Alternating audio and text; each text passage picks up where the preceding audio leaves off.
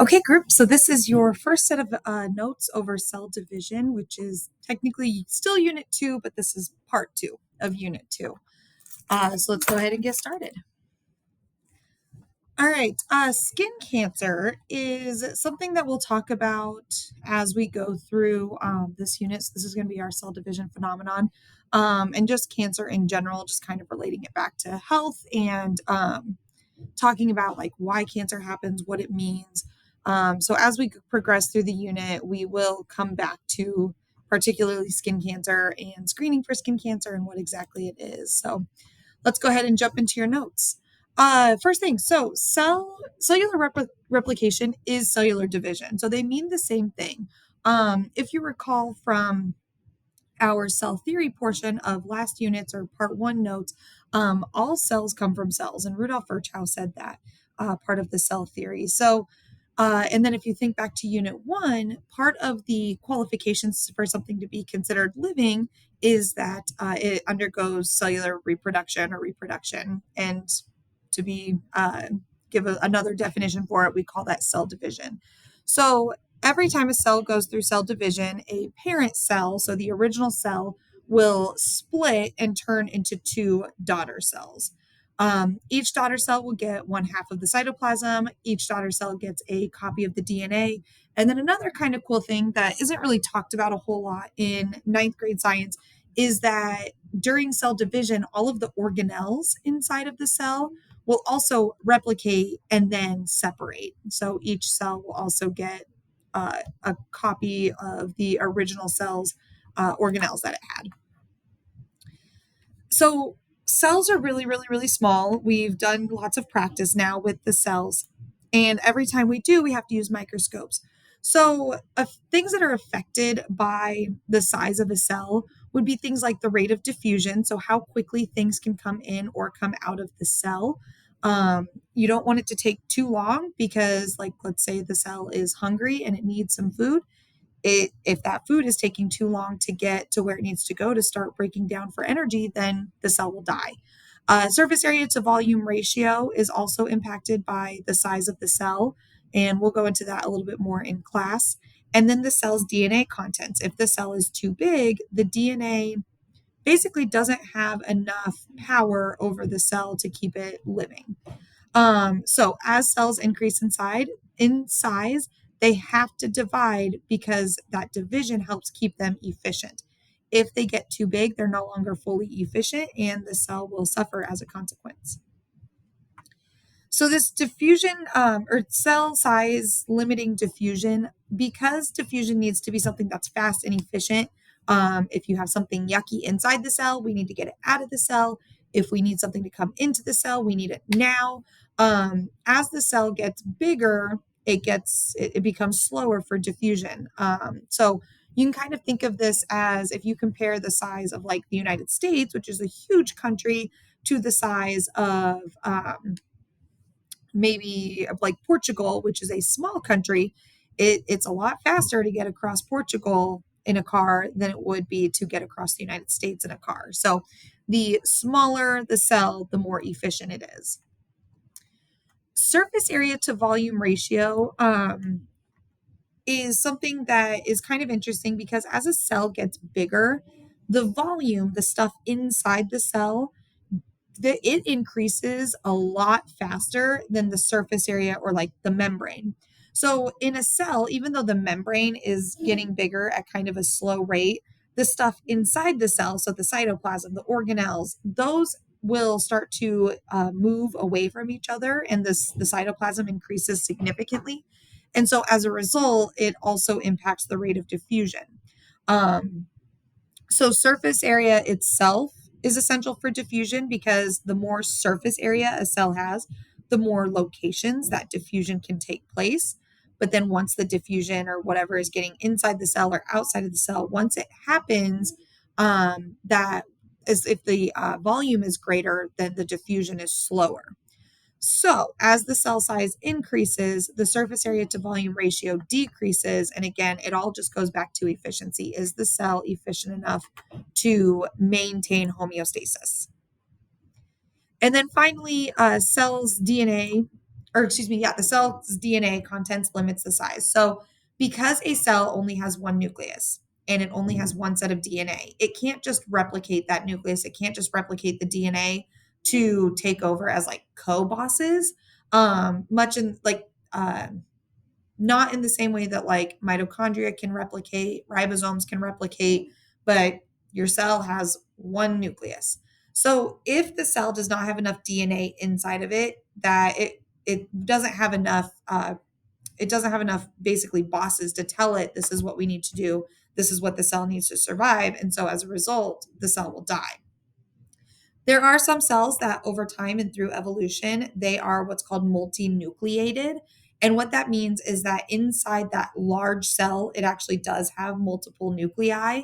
But that is something that has evolved and changed over an extreme amount of time, because there was something in the cell that it continued to maintain its large size. It wasn't replicating or dividing the way it was supposed to. And so as a result, the cell made a new nucleus and then didn't split it completely. So that is something that evolutionary has been beneficial, but that's not true for all of our notes. So, and I attribute the cell's DNA contents. Think of like a major corporation. Um, think of like Google or think of Qt. You don't have one boss running every single division, because the person would be spread so thin that nothing would be getting done efficiently. So as a result, you can either split the corporation, so you have like a financial aspect, a manufacturing aspect, a customer relations aspect. So that would be like the cell. It's getting too big. Let's go ahead and split into separate subdivisions so that we can maintain the efficiency. All right, DNA organization. So again, what this comes down to is DNA. Is the cell able to maintain its efficiency? Is the DNA able to tell all of the parts of the cell what they need to do based on the size of the cell? So DNA organization, the DNA is made up of the double helix, which means you have this sugar phosphate backbone, and then you have the little nucleotides in between, and those nucleotides are like puzzle pieces that hold it together. The double helix itself is one small part of the DNA. So once you have this double helix, it actually wraps around really tightly this thing called a histone, which is a protein that kind of acts as like a central core for the DNA. Once that has started to wrap and it starts to attach using nucleosomes, that makes something called a chromatin. The chromatin is one part of this chromosome. So, this chromosome right here, if you could unravel it, it would look like billions of pieces of this double helix, all just wrapped really, really, really, really, really tightly all around itself. And we have to talk about this because the chromosome is really important for cell division. So, of the chromosome, kind of talking more about like what it's made out of, the chromosomes kind of look like two parts like this, like two almost halves of an X. Now, we don't do it like this because the chromosomes don't actually crisscross each other. So the chromosomes kind of attach at the palm. So this would be one chromosome. Well, technically, this is a chromatid and this is a chromatid. When they come together, we call it a chromosome. Though this chromosome is held together in the middle by something called a centromere. So where my hands are touching, this would be the centromere, and this is where they connect together. The telomeres would be like my fingertips or the very bottom of my hand, almost where my hair tie is. So that is where you have repeating nucleotides, and we'll get a lot more into this when we get to DNA synthesis and protein synthesis. But the telomeres are the very ends, and their job is to have replicated DNA that it's basically the same pattern over and over and over again. And that's going to be really important for DNA replication. So again, the chromosomes themselves have these two parts, these sister chromatids, and then once they come together, they are now a chromosome, and they're held together in the middle by this little protein called a centromere. These sister chromatids, or excuse me, these chromosomes have to be replicated before they can divide. So if the cell has this original chromatid, it replicates a new one. So we had one, Now it's two, and then it puts them together to make this chromosome. Once the DNA cellular division starts, the chromosome will be ripped apart, and then each cell gets its own copy. So it's basically copying it and then dividing it. So again, these sister chromatids, these come together with the centromere, and they are copied during one part, which is called one part of mitosis, which is called interphase. So that's where the replication occurs. So you start with one, they replicate, and then they come together. Homologous chromosomes is when you have two pairs of chromosomes and you get one from mom and one from dad, and they're not identical to each other, but they're similar. So the way I remember it is if on this chromosome set, so we still have these two sister chromatids, if these came from mom, maybe this part up here is the eye color for mom. So for my mom, that would be brown eyes. And then we get one other copy from dad, and on that same location would be my dad's eye colors. So these chromosomes code for the same things, which is why they call them homologous. That root word homo means same. But you get these homologous chromosomes when you get to one part of cell division, which is called meiosis. So just splitting the cell into two identical is going to be called mitosis. Splitting the cell into sex chromosomes or sex cells so that we can make new offspring, that is meiosis. But during which, again, each cell starts with this one sister or this one chromatid, and then during the replication it's now sister chromatid, and then they come together to make the chromosome. So it's a lot of terminology. All right, diploids. Diploid cells means that there are two sets of chromosomes and the chromosomes are homologous. So we use this 2N to indicate that the DNA inside the cell is a diploid set. It has that, basically all 46 chromosomes are present. Inside the human body, all of your somatic cells, all of your body cells are diploid cells. So skin cells, muscle cells, stomach cells, brain cells. All of your cells are diploid with the exception of sperm and egg. So those are referred to as haploid cells, meaning they have half the amount of chromosomes that's needed. So for example, in a human, humans need 46 chromosomes. So we have 46 chromosomes inside each of our DNA, or inside each set of DNA. Those 46 chromosomes, they will separate, so they'll double and then they'll split so that each subsequent cell during mitosis has that 46 number. However, in sperm and egg, these only have 23 chromosomes because you get one set from mom, you get one set from dad. So then 23 plus 23 gives you that 46. So haploid cells, all you need to remember is that they're called gametes, and they have half the amount of DNA that is needed in order for the organism to survive. So it only has that 23 number in humans.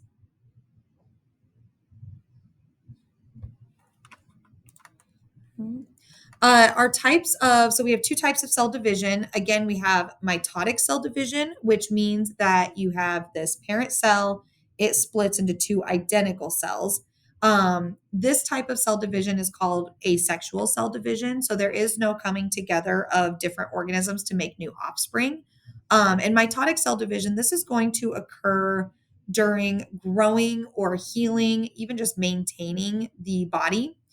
Meiotic cell division, so this is meiosis. You may have also heard of it as referred to as meiosis, but meiosis is sexual reproduction. So this is the coming together of the gametes. This is the coming together in humans of sperm and egg to make a new offspring with somewhat different DNA than mom and dad. This is why a child will have both mom and dad's features. So meiosis is what makes the gametes. It's what makes the sperm. It's what makes the eggs. And when you come to bring those together, that's what we refer to as fertilization. So asexual, genetically identical offspring or genetically identical cells, because you had that parent cell, the exact DNA was copied, and then it splits. This is a very fast process, and it does produce a large number of offspring or a large number of cells. Sexual reproduction is genetically diverse offspring. So, again, they have those features of mom and dad. And the genetic diversity helps ensure the survival of the species because it's making these new organisms that maybe have better features or better qualities that make them more suitable for survival. All right, cell division in prokaryotes. So this would be something that happens in like bacteria.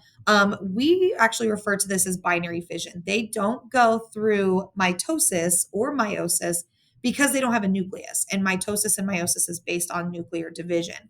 So binary fission, what this means is that the circular DNA inside, so remember that's the nucleoid, it actually kind of unravels and attaches to the plasma membrane or the cell membrane, and then it replicates. So you're still getting that replication process. But essentially, from there, what happens is the plasma membrane will start to um, almost grow a new one. And as it's doing that, it starts to grow inward. Once it's growing inward, it separates the two kind of copies or the two strands of circular DNA that were made during that second step.